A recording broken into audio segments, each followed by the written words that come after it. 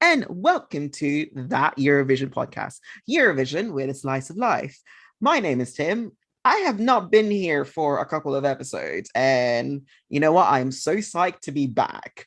I'm doing great. At the time recording, it is a Friday, so if you know the Jessica Anderson like party voice lyric that Friday is my day, who knew? Yeah, that's how I'm feeling. I mean, not like I don't feel that every Friday, but still, yes, here we are. I'm feeling great. And we're talking Swedish related stuff if you have not seen the title of this episode already. So I'm very, very, very, very excited. And joining me, Hi, it's Rosie. Again, haven't been here for a few weeks. I came down with the super cold and I'm still just about recovering from it, but I'm not quite there yet. So hopefully, I'm not going to destroy this episode by coughing my entire way through it. And if not, that's what the mute button's for. It's also bonfire night right now, so please enjoy any surprise background fireworks. But other than that, I'm doing pretty well, and I'm so excited to talk about today's topic because it is something very close to my heart, and it's something that has filled my day to day with a huge amount of joy and excitement. So, very excited to share that with everyone. And I'm Bradley. After missing a few weeks of podcast episodes, I'm now on the second one in a row. So you've got me twice. So I hope you're happy about that. You know, I'm looking forward to this episode. I absolutely adore the band we're about to talk about. Um, and on the Swedish theme, actually, I was following in the footsteps of the daughter of a former Eurovision contestant by taking part in a climate protest today. So that's been my week pretty much, is dealing with that and all things related to the climate conference happening in Glasgow at the moment. But I'm looking forward to forgetting about that and talking about some enjoyable and fun things today. Alexa, play Da Da Dam by Paradise Oscar. you just had to squeeze that in, didn't you? I was listening to it all of about half an hour ago, so it's in the front of my head right now, and it's a great song. And I mean, like 10 years later, how spectacularly has that song aged? Yeah, and with what's going on in the world, yeah, that's perfect for it. Okay, moving on. If the title hasn't already alluded, we are talking about four legends that make up of Agneta, Bjorn, Benny, and Anifrid, which make up of ABBA.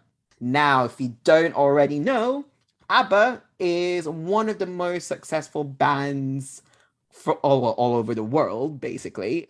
Come from Sweden, of course. Bow down to our Scandinavian masters. And, they came into light after winning the 1974 Eurovision Song Contest in Brighton with Waterloo. Fun fact, like they actually tried to go for Eurovision in 1973 with Ring Ring, but they didn't qualify. And somehow they came back a year later with Waterloo, and the rest is history. We're going to start off with, the Eurovision performance itself, like 1974, just to touch quickly. Obviously, there were a lot of competition there. I think we also had Olivia Newton-John as well participating in the same year. I'm gonna ask you if you were there like then and then, do you think did the right song win? I mean, look at them now, but if you were the person that were like judging it there and then, do you think it was right that ABBA won it? I mean, it's kind of an undisputable victory, really. And there are some fantastic songs in that year. And it was a really strong year in terms of competitiveness. I mean, the biggest sort of name for me that sticks out, obviously, is Gigliola Cinquetti with C, who came second and had previously won the contest. It was 10 years previously, wasn't it? 64. And I still love that song and I think it's beautiful. And there were some other really great songs that year, not all of which I've heard because I have not listened to every song from 1974 because I missed the Eurovision again when they did that. But Waterloo was just aged stunningly well. And obviously, it's very different looking back at it now as someone who, A, was not alive during the 1970s and is only looking back on it almost 50 years later at this point. But it still sounds as great today as it did back then, I would think. Yeah, I'm in agreement with Rosie there. I think we can only really look back on it with hindsight. You know, none of us are old enough to remember it live, unless Tim just looks very young. Um, but no, I think it speaks for itself, really. I mean, the song is known by people who don't even know that Eurovision exists. And that kind of shows that the impact that ABBA as a band have had, but also the song Waterloo has had in sort of kickstarting their global success throughout the 70s and 80s, and even into the 90s. But if I were there, do I think it would have won? I think it should have won, and it did. I think it was so different. I've not listened to all of the songs that were competed in 1974, but from what I've seen, ABBA just looked so different compared to everyone. You know, it was such a serious contest back then with, you know, everyone sitting in suits and a live orchestra, and here come these Swedish folk wearing bright outfits and singing about Napoleon. And, you know, I'm glad they won, but I don't think anyone else really could have won that. You know, it was meant to be. I think for me, well, obviously in unanimous agreement here, like it was more about the way they performed and they just like exerted that like charisma and energy when they were all on stage in Brighton. And the fact that, you know, if you're enjoying it, you're feeling the song and really connected to it. I don't think any other of the participants on the night in Brighton have showed the same charisma as ABBA. So, of course, good choice for the juries because, you know, no one was able to vote by then. Okay, moving on. Obviously, we already know that they have won the Eurovision Song Contest. Since their win in Brighton, they have managed to release 9 studio albums, including Voyage, which was released in November 5. And they've been known basically worldwide. And my question to you guys is, with ABBA just like exploding everywhere, left, right, and center in the world, what do you think made ABBA so likable to the audiences? And, you know, what made them stand out so much that, you know, there's this ABBA fever going on? I think some of it is just almost the pure joy of it. I think a lot of the music that they're known for, particularly, is their music that is incredibly upbeat, incredibly happy. The music that really does just put a smile on your face. And I say that as someone who actually quite likes a lot of their darker stuff, who likes a bit of their sort of more minor stuff, the ones that have some slightly darker themes to them. And that's lasted basically until Voyager. I still really like their darker stuff on that album as well. And I think as well, there's a very timeless quality to them. And I think it's interesting because at the same time, they're so definitively of the 70s and the 80s. And again, you can still see that sort of idea in Voyage. But it sounds just as good today as it did back then. It just always puts, you can't listen to ABBA and not be happy. One of the things that I always have a memory of is walking with my dad on holiday once. And my dad is one of those people that doesn't get any of this sort of thing. He doesn't get Eurovision. He hates anything that is sort of mainstream pop music. He hates Queen. He hates the Beatles. He just doesn't get any of that sort of thing. And he listens to very weird, obscure stuff Basically, he listens to what you can buy for 1p on Amazon on a CD. And we walked past Palmer Pride. We were in Mallorca at the time. We were walking along the seafront and Palmer Pride was happening and they started playing Dancing Queen. And my dad just started having a little bit of a bop to himself. And I was just sort of turned to him and I was like, I didn't know you liked ABBA. And he was just like, well, everyone kind of likes ABBA. And I think that's it. I think it's really hard not to like them.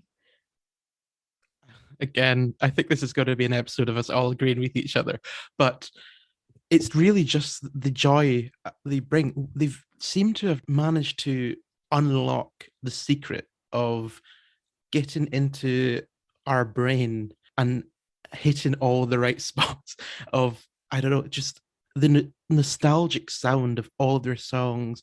And I think we can all agree that every ABBA song sounds the same. Well, not the same, but it sounds like an ABBA song. You can tell that it's ABBA. And that's not necessarily a bad thing because there's a familiarity about it.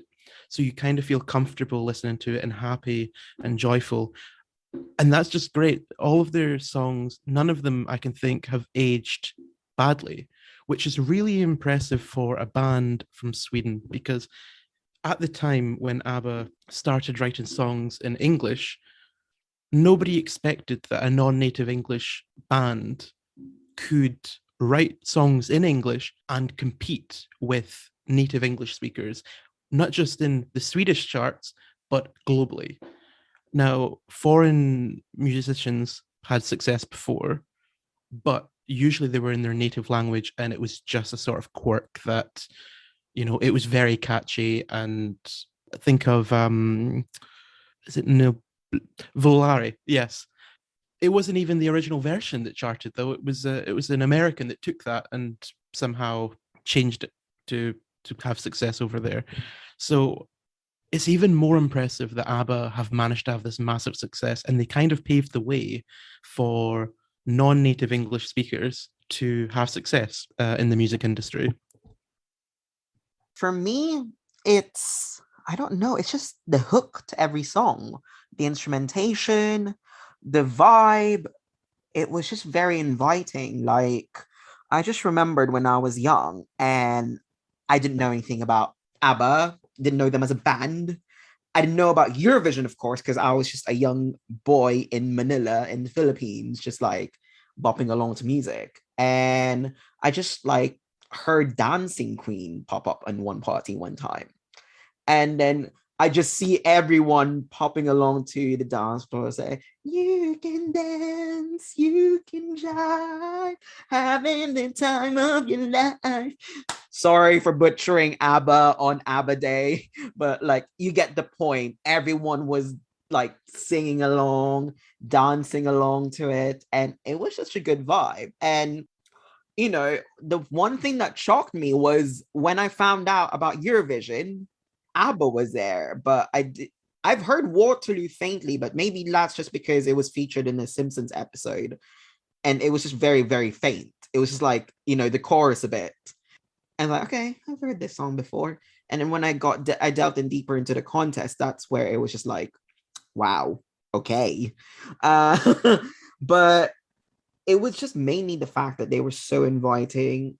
And Rosie said, you can't not be happy listening to ABBA. It just melts your heart. And you know what? I'm still vibing along to it. Like, out of the 9 studio albums, I can't pick a definitive favorite. But if you were to ask me about something, we'll talk about that deeper. But before I move on, Bradley wants to say something. Yeah, sorry, I just wanted to say that, this isn't just one good song or even like 3 good songs. It's multiple good songs. Like every album has multiple good songs in there. And I'll give you an example. I went out to a gay club last weekend, and it was like the first time I'd been out since the lockdown that happened in over the last year or so. We won't talk about that though. We're talking about more happy things. And they played an ABBA like melody, kind of super mix thing. I don't know how to explain it, but it was just ABBA song after ABBA song. And it lasted maybe like 15 minutes. So there was a lot of ABBA songs in there. And you one would end and a new one would start, and the same enthusiasm and excitement was shown at the start of each one by everyone dancing, because it was like, you're like, oh, they can't top this one. They can't top Dancing Queen. And then Super Trooper comes on, and then it's, oh, you can't, no, they're never going to. And then it's like, just voulez-vous, and it's just one after the other. And once it finishes, you just want to collapse to the ground because you've danced so much. But it's so fun, and every one of their songs are like that, and that makes it even more impressive, I think. Which actually leads on to my next question, Bradley. You know, I said, like, if you were to give me a definitive, well, I'll make you choose. I'll make it difficult for you. Okay. I know ABBA has released 9 albums today, but I think we're mostly going to talk about 8 because we're going to talk about Voyage later on. Out of the 8 albums they've released, ABBA needs to give me like what, 3 to 5 tracks that your favorites of all time, you know, excluding from the ones from the Voyage, obviously. Okay. Obviously an incredibly difficult question. I do have a few. As I've mentioned before, I really like their sort of darker stuff. So Voulez-Vous and Gimme Gimme Gimme A Man After Midnight. Also Lay All Your Love on Me. I think that one was one that was introduced to me through the Mamma Mia films, and honestly iconic, honestly incredible. And I'm actually going to take a really rogue and possibly not eligible choice for my last one I want to mention, because it's not actually performed by ABBA, but it's written by them. And it was originally performed by ABBA, but in the Mamma Mia films, they changed the lyrics. And I really, really like the changed lyrics. So I'm actually going to give it to My Love, My Life. I really like the new meaning it takes on in that film. And the old version is lovely, but it's about a breakup, and I find it quite depressing. Whereas I think this really beautiful version of a young woman really coming into her own sense of self and recognizing all of the love that is around her and the story about parenthood that comes with it, I just get so emotional every time I hear it. So I'm going to make that my last choice. Also, it's up there in the list of songs I would have as my first dance at a wedding. So that's how much I love that version. You're a very, very cruel man, Tim, for making me choose. You know, you kind of forget just how many good songs they have, though. You know, when you're put on the spot. So I opened up and started looking. I opened up Spotify and started looking, and I was like, all of these. You know, Angel Eyes. I love Angel Eyes. Knowing Me, Knowing You. Voulez-Vous. Again, I mentioned you just can't not dance to it. Super Trooper. Take a Chance on Me. I'm going to sit here and read out the whole list pretty much. I thought Money, Money, Money. Fernando, Mamma Mia, SOS. Honey, we're out of time here, Bradley. Honey, Honey, Waterloo, you know, the classic. I can't pick one. I can't. I'm sorry. The podcast is like 50 Words for Snow by Kate Bush, except that Bradley doing every ABBA song ever. I need to set up a Twitter bot just to like every ABBA song ever. I would follow that bot. Yeah, like me too. Okay, well, I can name 5, but obviously Waterloo would be on there. But same with Rosie. For me, what connected me with ABBA the most, I'm gonna be different here. I like their tracks that had more of an emotional depth, the one that would make you cry. So for me, that was Slipping Through My Fingers. Just because I like to cry. Like I think you follow my Twitter feed and it's like I'm just a very, very emotional person. The Winner Takes It All. I actually learned that one on an X Factor. Someone covered it on X Factor, and I was just like, there's just my main character sitting in the shower moment, just crying. knowing me, knowing you, because, you know, dating or breakup is hard. And that's just me. And to round things off, I'm going to put in thank you for the music because I'm a good hearted person. Like, music just brings joy to me, it brings joy to everyone. And ABBA just like is the master in music. So thank you for the music. So wow, I got a bit emotional there. But moving on. Since then, you know, ABBA broke up in 1982. They've been a bit quiet, but in the correct me if I'm wrong, but it was about 1990s. Yeah, 1999. All of their songs were then given another life. First in theater, and then to two movies later on, because we're gonna go on now and talk about Mamma Mia. Because you know, we can't talk about ABBA without talking about Mamma Mia. So here we are.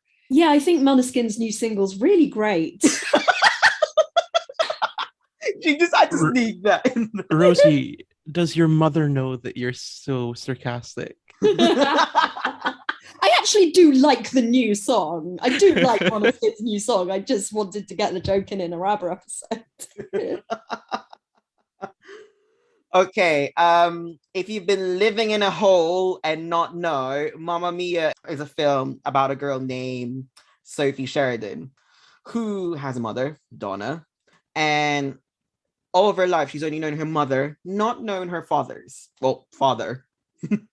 And when it comes to her wedding with her fiance Sky, basically, she wants to find out who her father is. And she found her mother's diary and find out that there's 3 potential fathers and invite them all to the wedding, and chaos ensues.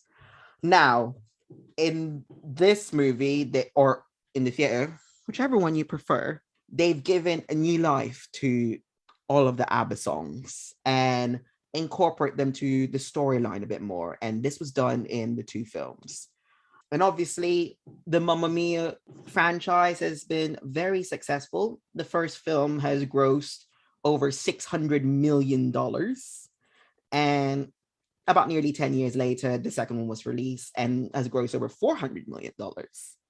And on the sequel itself, like most of the characters were there, and they even included Cher, who is Meryl Streep's mother in the film. I don't know how that happened. Like, they're nearly the same age as them, and I'm just like, huh? I'm just so confused, but it is very, very funny. But moving on. Now, if I were to give you like a challenge, like same as the previous one, if you've watched both of the films, which song do you think is better on the film than what ABBA did? I kind of already made my answer on that, which is My Love, My Life. I'm trying to think of another answer so I'm not repeating myself, but honestly, these films are utterly iconic. They're just fantastic. Again, you just can't leave watching them without a huge smile on your face. They're just brilliant. I don't know why I actually unmuted myself because I'm still thinking about this one. So I'm going to pass over to Bradley while I keep thinking and hope that they've come up with something better than I have. I'm about to out myself here, but I have never seen Mamma Mia 1 or 2. Okay, here, insert the gif here of the person saying, we need to talk about the life choices. It's a movie I really want to watch, but it's just like I never have time to Oh my God, sit Bradley, down and watch it. you are Like, missing out on so much. I want to enjoy it, so like I always feel like I need to set time aside, and I never have time to like do it. And I just feel like I'm going to do this, and I'm just going to die one day without seeing it, and it's going to be so sad. And then there's Rosie with her jaws dropping because I'm in agreement Just with her. screenshotted Like, that to share on the podcast Twitter account. What revelation made Rosie give this reaction? okay, well, okay then. So Mamma Mia. Oh my God. Okay, so while Rosie's finalizing her thoughts, I'm going to go ahead, but I'm going to give 3 of each just because there's 2 films. On the first one, I am going to say thank you for the music. Amanda Seyfried's light tone on her voice when she just sings it along. I mean, it wasn't even featured in the main film. It was like at the very end. I think it was just a bonus track. But oh my God, my heart.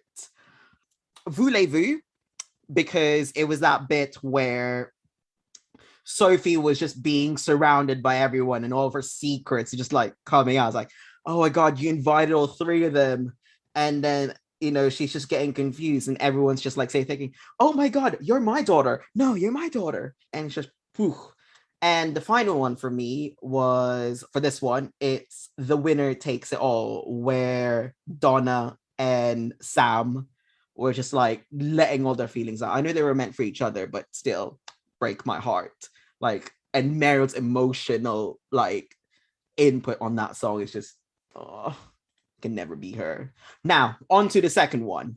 Obviously, Waterloo by the younger Harry and Donna, because like it's just fun seeing them like mess around in a Parisian restaurant, because why not?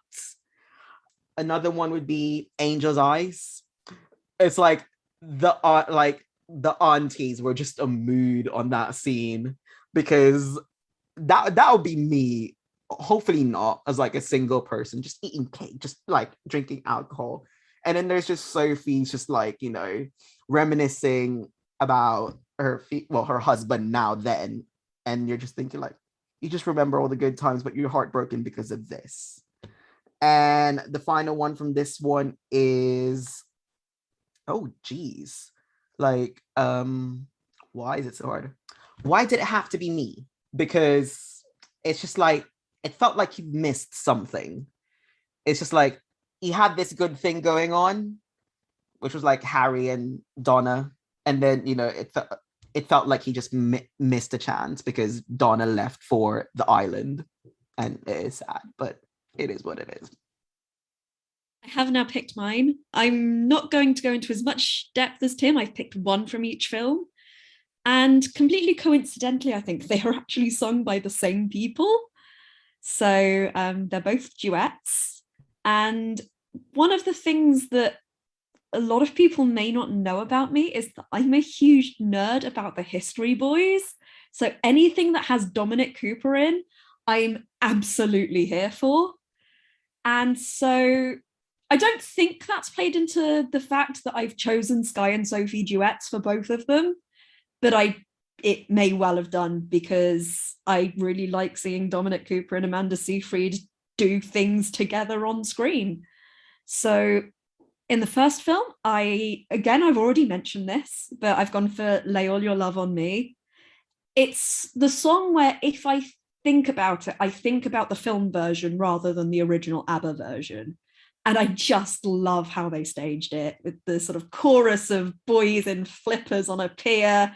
It's iconic, it's camp, it's incredible. It is everything I wanted from this film. And honestly, if there are films that don't have that, then quite honestly, they have gone down in my estimations. Every single film should have a scene where boys in trunks and flippers dance along a wooden pier. And that possibly almost gives away my choice for the second film as well. And it's One of Us. I just think it's a really lovely song, and I really like the way they sing it. Obviously, it's quite a heartbreaking song in the film. It's definitely performed at a moment of crisis, but I think it's really touching and it's really tender. And I think in the film, they clearly care a lot about each other, even though they're going through the sort of marriage troubles at the time. And I just think it's really beautiful. And again, it's one of those songs where I think about the film version before I think about the ABBA version, which I'm slightly ashamed to admit, but I like both. I respect both. Okay, moving on from that very detailed discussion and also some shocking revelations. We are now, well, we're going to fast forward like to now. You know, ABBA in 2017 said, oh, we're going to release some songs, like trickle it down thing. Oh, it's been delayed another year. 2018, 2019, been delayed. Then pandemic happens. And then in 2021, 1 September, just say, oh, by the way, we're reuniting. And you know what? To celebrate that, we're going to release a new album. And we're also going to, put on a residency show in London near the Olympic Stadium and have our own arena called ABBA Arena, which I actually visited. So if you go over to our Instagram at that Eurosite, you'll see me just like enjoying myself in shock as they literally construct the arena right in front of us. So in September 2021, ABBA actually revealed that they're going to do the residency show, which starts in May. And at the time of recording, there are shows up until December 2022, which you can now purchase, obviously, on ABBA Voyage. And also, they're going to release the new, well, at the recording, they've just released today their 9th studio album, which I think will be their final one. It's called Voyage. And in the lead up to that, they've actually released 3 songs. They've released I Still Have Faith in You and Don't Shut Me Down at the time where they said that they were going to reunite when they had that whole live show.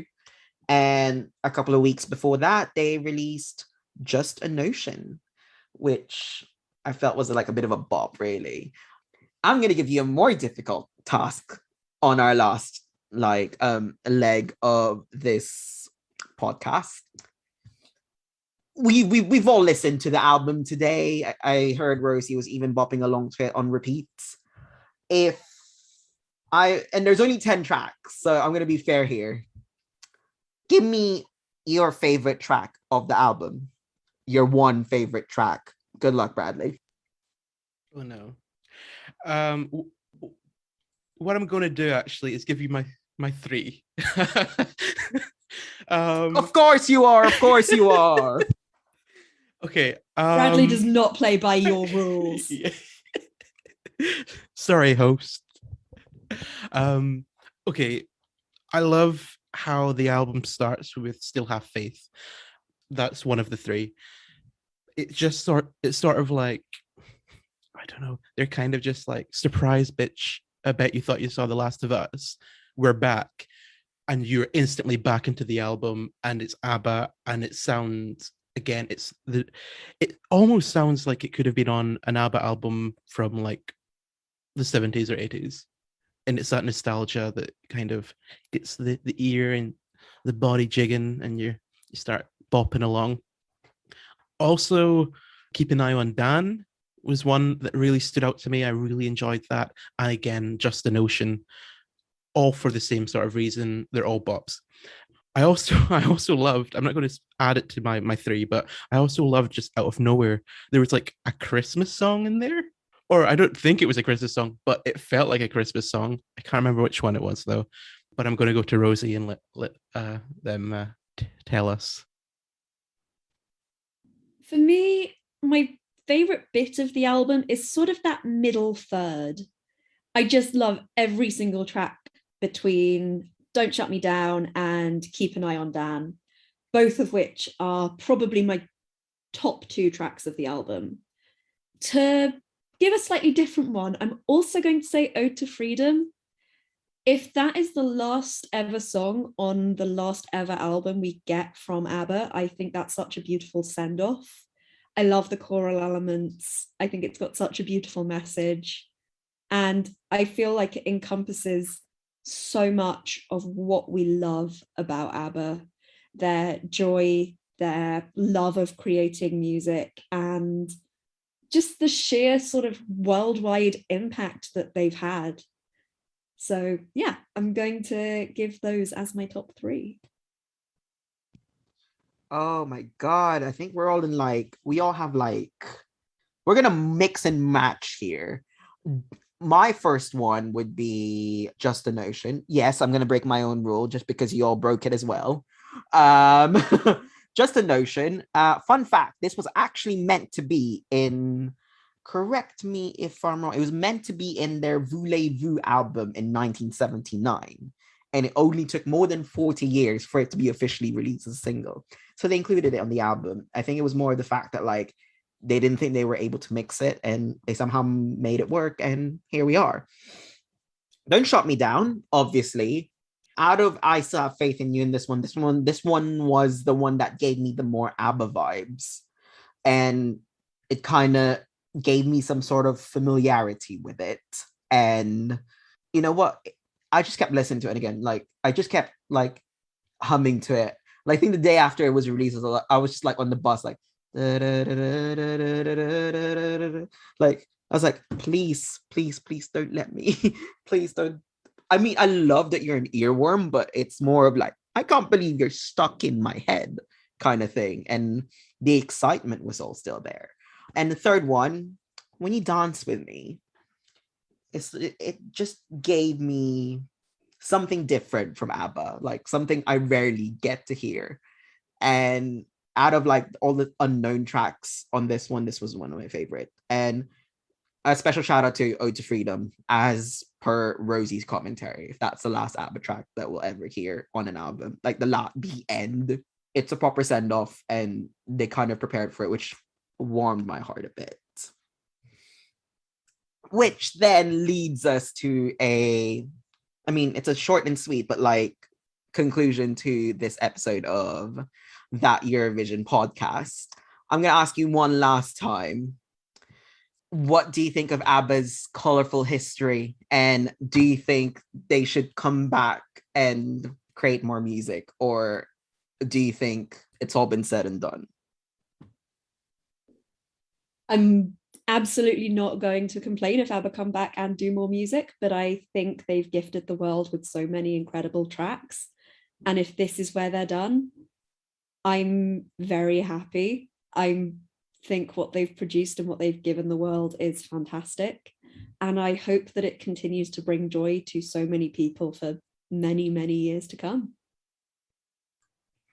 I think whenever a sort of classic band that's sort of well renowned or well loved, like come together again and release new music, there's always a risk that they sort of out themselves as only being enjoyed by people based on nostalgia, and they could be past it, or their singing isn't up to it, or they were never talented in quote marks, But I think with this album, it just shows that they're the real deal.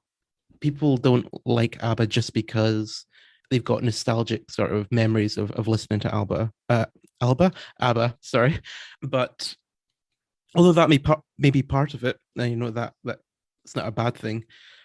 But they're definitely a skillful band and skillful musicians and writers, and I really would love to see more of them. But like Rosie says, if this is the final goodbye, then I am very happy with it. It's thank you very much for the music, ABBA.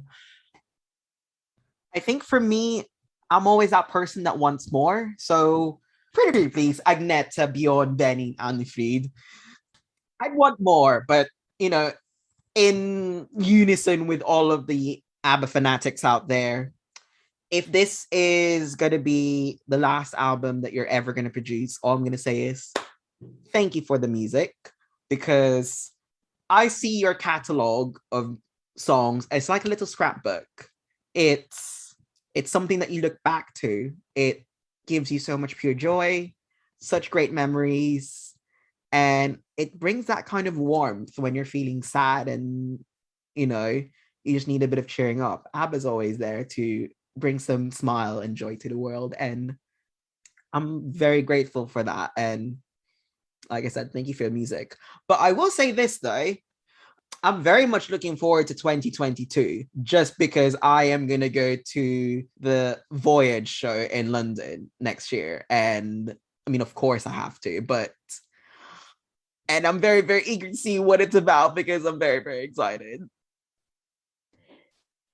I mean, just going back to what Tim was saying, it's something that I felt very intensely when I was listening to Voyage. It was like coming back and listening to an old friend. It was like listening to voices I knew and I found comforting and I found so warm to listen to. And honestly, I'm just kind of going to quote myself from what I tweeted earlier. Voyage is not an album that is going to revolutionize pop music, certainly not in the same way that ABBA did back in the 70s and the 80s. But what it brings is such an intense source of joy and comfort and familiarity. And knowing that that familiarity is good and that it's going to be there for you, it's just really lovely. Well, when all is said is done, all said and done, sorry, that takes us to the actual end of this. If you haven't listened already, please go listen to ABBA's new album. It's such a joy. It brings so much warmth into your heart, and you will enjoy it. Like, even if you weren't alive, you'd then at least, kind of get a nostalgic feeling, and it will bring so much joy. But on that note, I'd like to thank Rosie and Bradley for joining me in this episode. And as always, don't forget to follow the podcast at That Year Podcast on Facebook, Instagram, and Twitter. And obviously, don't forget to follow That Eurovision site at That Year site for the latest Eurovision news. As you know, we are now creeping into the national final season. We've got SD Laos starting shortly. And we've got Junior Eurovision coming up next month, and Figmas and Czech Republic. So it's going to be a very, very busy end of the year. But before all that begins, follow the podcast on Spotify and Apple Podcasts. So, you can listen to us chatter about nonsense until then. But shall we say goodbye? Bye. Bye. Bye.